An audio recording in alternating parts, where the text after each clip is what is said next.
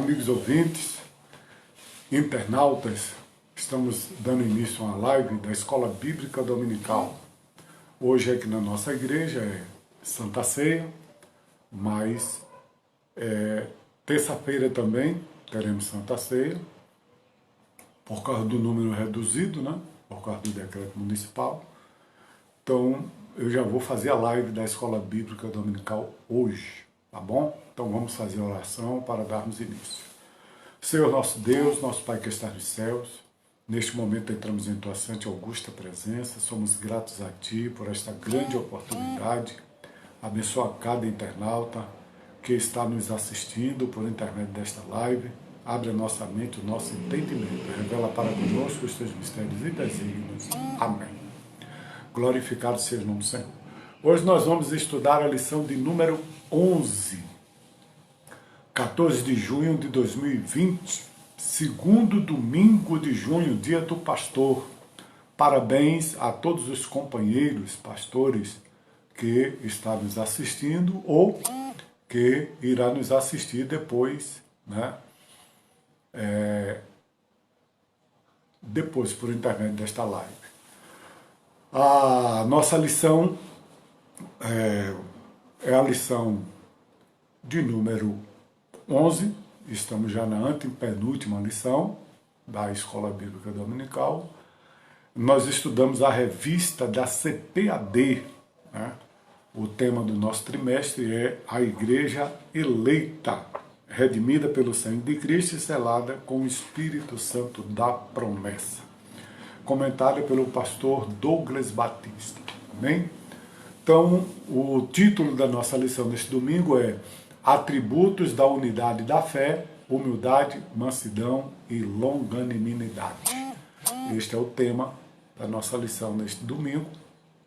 O nosso texto áureo, ou seja, o texto de ouro, encontra-se em Efésios capítulo 4, versículo de número 1.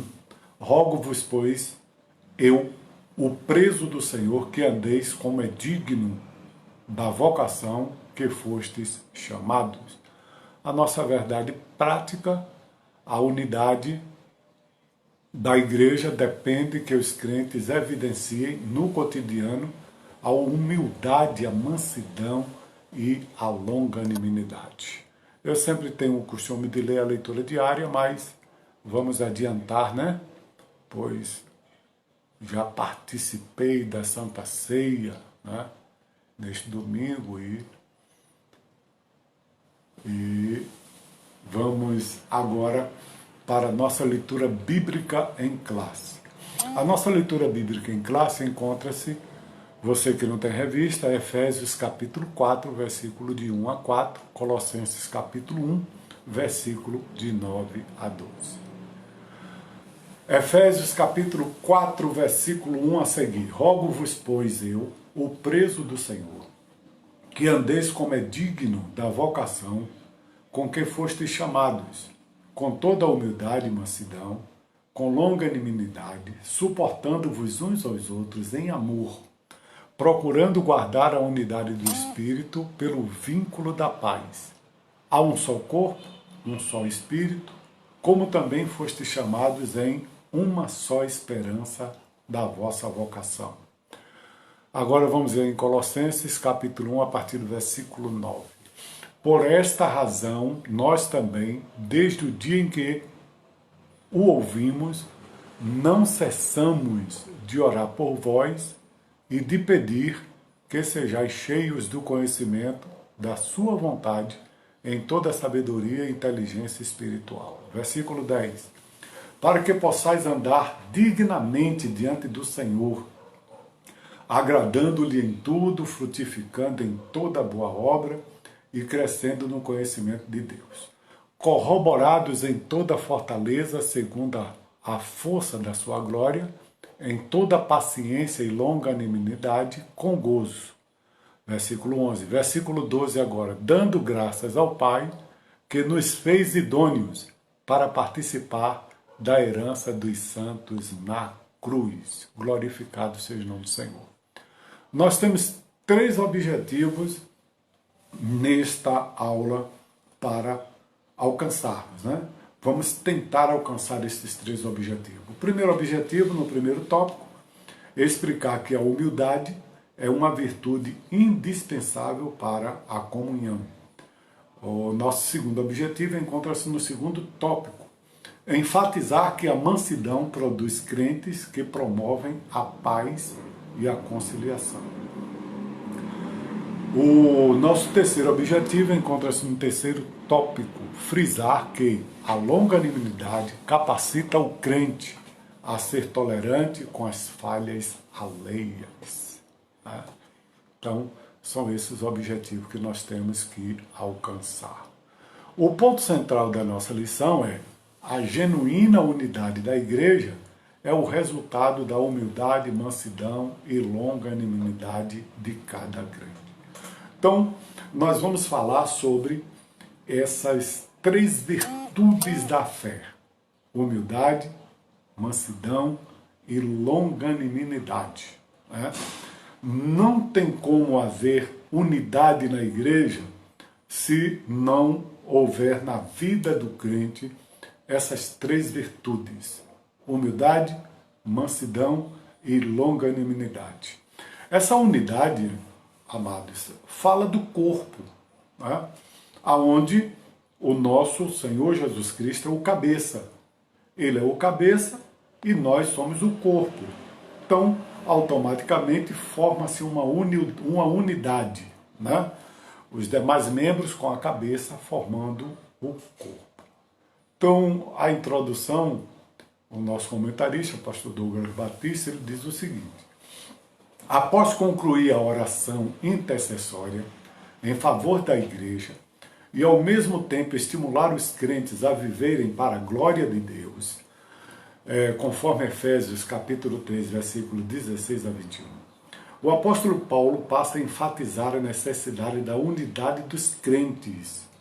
Efésios capítulo 4, versículo de 1 a 16, onde eu faço questão de ler para vocês nesta manhã. Rogo-vos, pois eu, preso do Senhor, que andeis como é digno da vocação com que fostes chamados, com toda humildade e mansidão, com longanimidade, suportando-vos uns aos outros em amor, procurando guardar a unidade do Espírito pelo vínculo da paz. Há um só corpo, um só Espírito, como também fostes chamados em uma só esperança da vossa vocação, um só Senhor, uma só fé, um só batismo, um só Deus e Pai de todos, o qual é sobre todos e por todos em todos. Mas a graça foi dada a cada um de nós, segundo a medida do dom de Cristo. Pelo que diz: subindo ao alto, levou cativo o cativeiro e deu dons aos homens. Ora, isto ele subiu, que é que senão também antes tenha descido às partes mais baixas da terra. Aquele que desceu é também o mesmo que subiu acima de todos os céus para cumprir todas as coisas. E ele mesmo deu uns para apóstolos, e outros para profetas, e outros para evangelistas, e outros para pastores e doutores, querendo o aperfeiçoamento dos santos para a obra do ministério, para a edificação do corpo de Cristo, até que todos cheguemos à unidade da fé e ao conhecimento do Filho de Deus, a varão perfeito, à medida da estatura completa de Cristo, para que não sejamos mais meninos inconstantes, levados em roda por todo vento de doutrina, pelo engano dos homens, que com astúcia enganam fraudulosamente. Antes, seguindo a verdade em caridade, cresçamos em tudo naquele que é a cabeça de Cristo, versículo 16 e último, do qual todo o corpo bem ajustado e ligado, pelo auxílio de todas as juntas, segundo a justa operação de cada parte, faz o aumento do corpo para a sua edificação em amor. Então, eu fiz questão de ler para vocês porque um dos princípios primordial da hermenêutica, a hermenêutica bíblica, que é a arte e a ciência de interpretação de textos, é que a Bíblia interpreta a própria Bíblia, né? Então, o que o nosso comentarista, o pastor Douglas Batista, ele está falando aqui na introdução, está sendo corroborado por estes versículos. Efésios capítulo 4, versículo de 1 a 16, que eu vos acabei de ler, tá bom? O nosso primeiro tópico nos diz o seguinte: para haver unidade é preciso humildade. Vou repetir mais uma vez. Para haver unidade é preciso humildade. Glorificado e exaltado seja o nome do Senhor. A humildade é uma virtude imprescindível para o fortalecimento da comunhão cristã. Espera-se que os crentes sejam humildes, não somente diante de Deus, mas também entre eles. Então, a humildade, ela é imprescindível, né, para que haja a unidade no corpo de Cristo. O nosso primeiro subtópico do primeiro tópico nos diz o modo digno do viver cristão. A conduta geral do crente é o destaque desta seção da carta. O apelo apostólico é para que os crentes andem de modo digno da vocação. Efésios capítulo 4, versículo 1. O apóstolo Paulo diz o seguinte: rogo-vos, pois eu, preso do Senhor, que andeis como é digno da vocação com que fostes chamados. Né? Então, o que quer dizer? É andar digno. Né? Andem de modo digno. Isso é uma metáfora, andar, né, de modo digno. Ou seja, você viver pautado de uma maneira digna, fazendo o que é certo, obedecendo a palavra de Deus, né? Sendo justo, aborrecendo a injustiça. Né? Então, viver de um modo da sua vocação. Ou seja, a nossa conduta diária deve corresponder à chamada recebida para ser um membro do corpo de Cristo. Né?